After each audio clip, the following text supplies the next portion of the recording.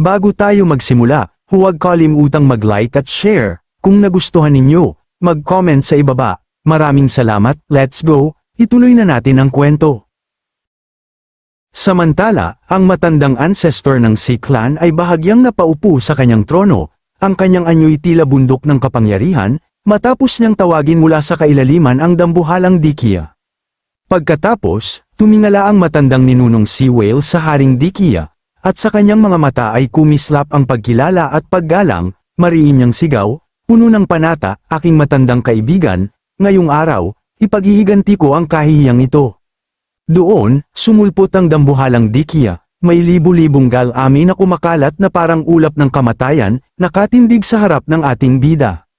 Nang masilayan ito, bahagyang ngumiti si Ye Junlin, malamig at mapanukso, oh, may ganitong klaseng anomalya pala. Ang haring dagat at ang buong angkan dagat ay pawang nakatulala, nanlalaki ang mga mata, at nagkakagulo ang kanilang mga puso. Ano ito? Sigaw nila. Walang kaalam-alam na sa ilalim ng kalaliman ng North Sea ay nakatago ang kakilakilabot na halimaw. Sa sandaling yun, habang lumalaganap ang mga gal-ami ng dambuhalang Dikiya sa buong bulwagan, mariing utos ng matandang ancestor, matandang kaibigan, tulungan mo akong alisin ang hamak na taong ito, at lahat ng yaman ng hilagang dagat ay magiging iyo. Agad na umangat si Ye Junlin, sumugod pa itaas na parang kidlat, kasabay ng panunuya, anong silbi ng pagiging malaki, hindi naman nakakain ang Dikiyang yan. Isang mabilis na kumpas ng kanyang kamay, at agad niyang hinarang ang pag-atake ng mga gal-ami ng Dikiya. Sa sandaling yun, lihim na nagpadala ng mensahe ang matandang ninunong Sea Whale, sakupin ang pagkakataong ito ngayon. Mabilis na atakihin ang kanyang kamalayan. Nang marinig ito, agad nagpakawala ng walang humpay na pag-atake ang Haring Dikiya, isang kakilakilabot na di nakikitang kapangyarihang espiritual ang sumabog, nagiging libu-libong patalim, sibat, espada, at pamatay, lahat ay mariing tumatagos diretso sa malay ni Ye Junlin. Ngunit nang masilayan ito, bahagyang ngumiti si Ye Junlin, kalmado at walang bakas ng pangamba, mariin niyang wika, isang hamak na bagay lang, pero nangangahas magpakitang gilas sa harap ng pogan ekspertong ito. At sa isang iglap, ang mga pag-atake ng dambuhalang Dikiya ay tumama sa harang ni Ye Junlin, dahilan ng matinding pagyanig at pressure na yumanig sa buong paligid, tila ang mismong dagat ay napasunod sa kanyang lakas. Habang abala sa pag-atake ang dambuhalang Dikiya sa ating bida, agad na tumalikod ang ancestor, ang kanyang tinig ay puno ng pagkutsa at panlilinlang, Hangal, pigilan mo muna ang matandang ninunong ito sandali, samantalahin mo ang pagkakataon para makatakas, ang kahihiyang ito ngayon ay pagbabayaran nila ng dugo sa hinaharap. Ngunit hindi nagtagal, ang Haring Dikiya ay hinati sa maraming piraso ng formless na espada, isang kumpas lamang ng kamay ni Ye Junlin ang nagwasak sa kanyang laman, ang walang kamatayang liwanag ng halimaw ay nagkalat sa ilalim ng dagat, parang mga bituin na naglaho sa dilim. Pagkatapos, nang makita ni Ye Junlin ang matandang ninunong Sea Whale na walang pag-aalinlangang iniwan ang kanyang kasama at tumakas, muntik nang mapatawa sa galit ang ating bida, ilang itim na linya ang lumitaw sa kanyang noo, at sa kanyang mga mata ay nagninggas ang paghamak, mariin niyang sigaw, lintik, tumatakas ang kakampi mo, Little Lee, patayin mo na siya, ayokong marumihan pa ang mga mata ko. Pagkarinig ng utos, agad na kumerba sa tuwa ang mga labi ni Li Wuji, sa isang kisap mata. Ang kanyang figura ay naging malabo na parang anino, hawak ang espada na kumikislap sa dilim, diretso siyang sumugod patungo sa matandang ninunong Sea Whale, at kumislap ang liwanag ng espada na parang kidlat ng kamatayan.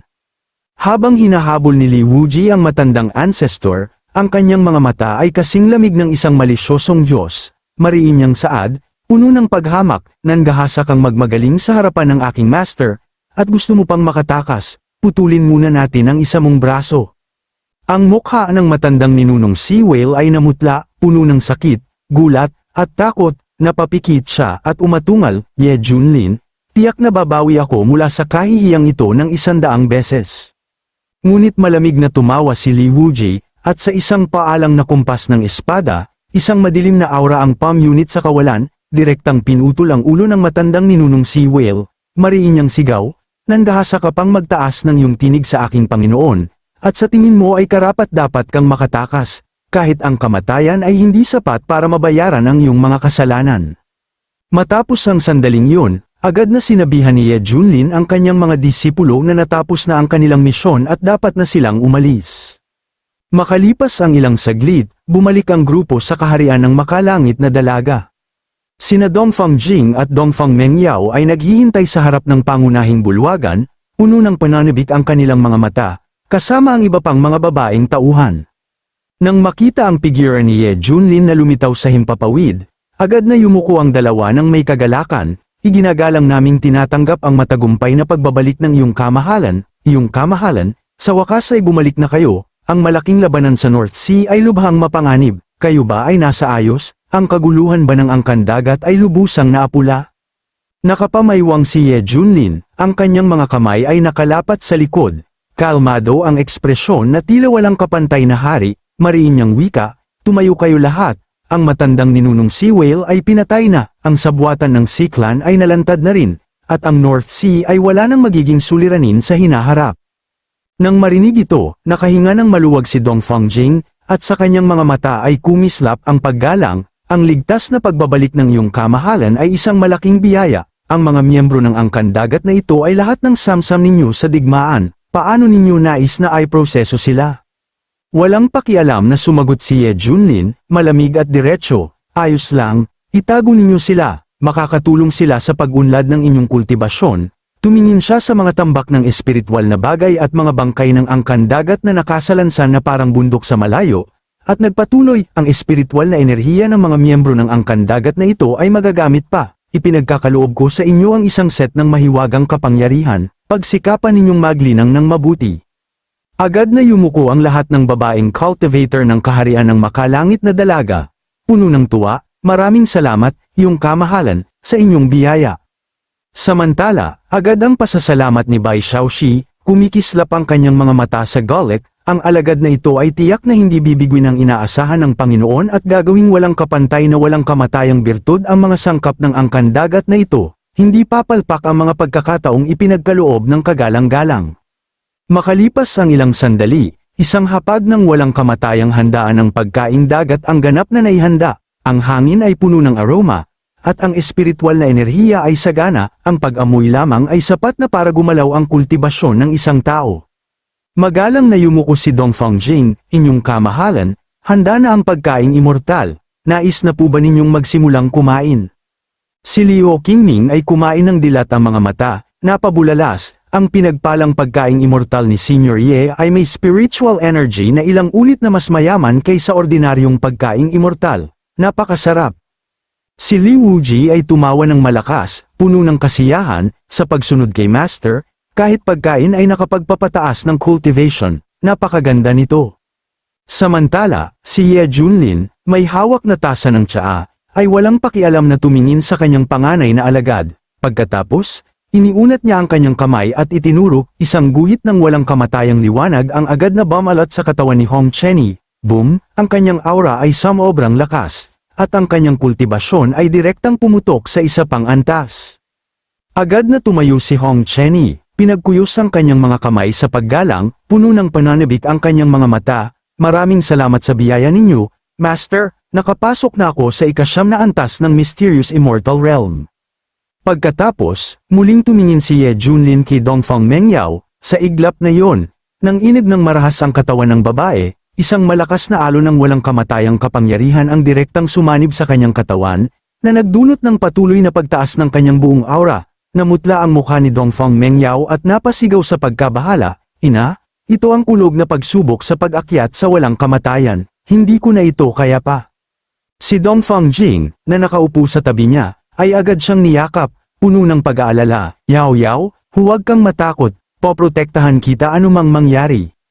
At sa isang iglap, boom, pinalaya ni Ye Junlin ang kanyang kapangyarihan, ginawa itong isang harang na bumalat sa buong bulwagan, sa sandaling iyon, isang kulog ng pagsubok sa pag-akyat sa walang kamatayan ang bumaba mula sa langit, mariing tumama sa harang ng kapangyarihan, ang pagsabog ay umalingaw sa buong kalawakan. Ang mga kidlat ay marahas na naglaban sa kapangyarihan ni Ye Junlin, ngunit sa huli ay naduraj sila ng paunti-unti.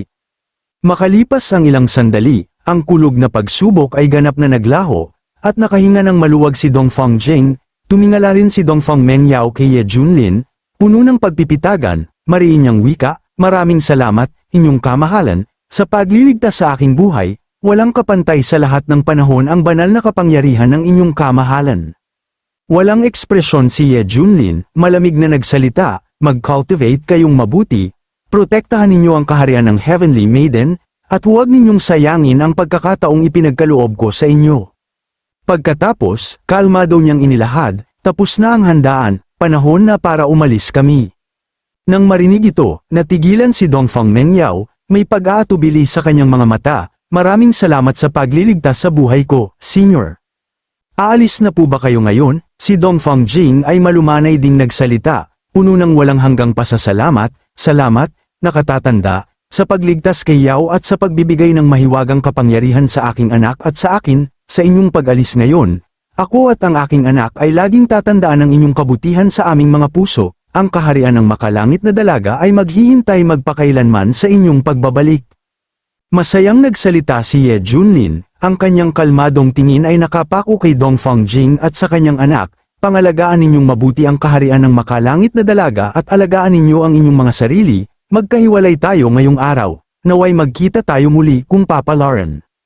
Makalipas ang ilang sandali, yumanig ang langit at lupa, isang napakalaking whale na si Akan ang lumipad paitaas mula sa kaharian ng makalangit na dalaga, ang kanyang katawan ay humadlang sa kalahati ng kalangitan habang ang malakas na hangin ay umatungal, nag-alo ng mga patong-patong na ulap dagat.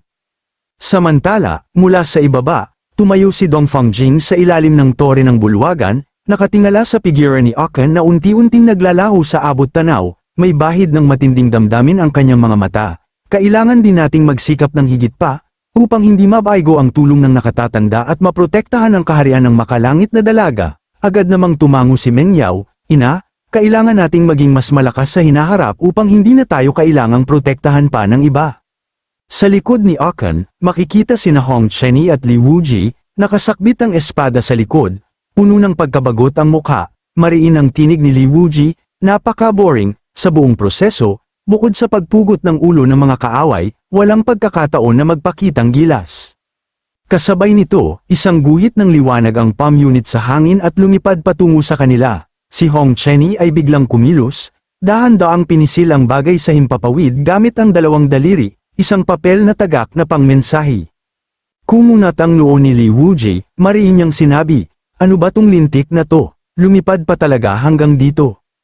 Sinalubong ito ni Hong Chenny nang walang pakialam, ito ay isang papel na tagak na pangmensahe mula sa gitnang rehiyon. Sa hitsura nito, malamang na ito ay isang pakiusap para sa tulong, walang kinalaman ito sa atin, ngunit agad na nag-insist si Li Wuji, puno ng interes ang kanyang mga mata, huwag masyadong mabilis, buksan muna natin at tingnan. Inagaw niya ang papel na tagak, binuksan ito ng diretso, at binasa ng malakas, mga kapwa Daoist, napakaapurahan nito. Kinukubkob ng mga tagasunod ng fire worship ang cult ang lungsod ng Litang, nakikiusap kami, tulungan ninyo kami at iligtas ang mga tao. Pagkabasa nito, agad na nanlaki ang mga mata ni Li Wuji, lumingon siya kay Hong Chenny, pumipitlag ang kanyang bibig, ha? Hindi ba't ikaw ang nagtatag ng fire worship ang cult na yan? Ikaw ba ang may pakana nito? Nang marinig ito, nagbago ang ekspresyon ni Hong Chenny, agad niyang inagaw ang papel na tagak upang muling suriin, at nang gigil na napatawa, kalokohan, wala akong kahit na anong alam tungkol dito, maliwanag na ang mga hamak na yun ay gumagamit ng aking pangalan. Hindi mapigilan ni Li Wuji ang tumawa, hawak ang kanyang noo, kawili-wili, talagang kawili-wili, ngunit nandilim ang mukha ni Hong Chenny, malamig na sigaw, tumahimik ka nga, pupunta ako kay Master upang talakayin ito, kumislap ang kanyang figura at diretso siyang pumunta sa palasyo sa likod ni Akan.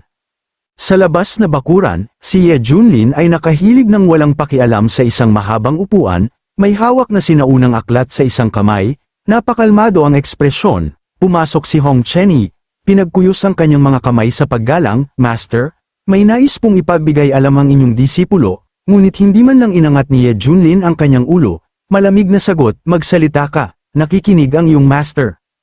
Iniharap ni Hong Chenny ang papel na tagak, may isang taong gumagamit sa pangalan ng fire worship cult upang manggulo sa lalawigan ng Biyuan at pahirapan ang mga mamamayan. Nakikiusap ang disipulong ito na payagan ninyo akong humayo at ayusin ang bagay na ito. Nang marinig ito, mabilis na isinara ni Ye Junlin ang sinaunang aklat, Bahagyang kumerba ang mga gilid ng kanyang labi. Oh, may ganyang pangyayari pala, gusto mong hanapin ang utak ng lahat upang maningil ng utang. Kasabay nito, biglang umalingaungaw sa kanyang isipan ang abiso mula sa sistema. Binabati kita, host, na kapag trigger ka ng bagong misyon, pumunta sa Litang City upang mag-sign in. Kapag matagumpay ang sign-in, ang iyong Great Wilderness Imprisoning Heaven Finger ay mag-a-advance tungo sa Great Wilderness Imprisoning Heaven Hand. Bahagyang kumislap ang mga mata ni Ye Junlin. Dahan-dahan siyang tumayo, marahang kamakaway ang kanyang mga manggas, at walang pakialam na nagsalita. Tutal, madadaanan naman natin yon. Sasama na rin ako upang tingnan ito. Agad na pinagkuyos ni Hong Chenny ang kanyang mga kamay at yumuko, puno ng tuwa. Maraming salamat, Master.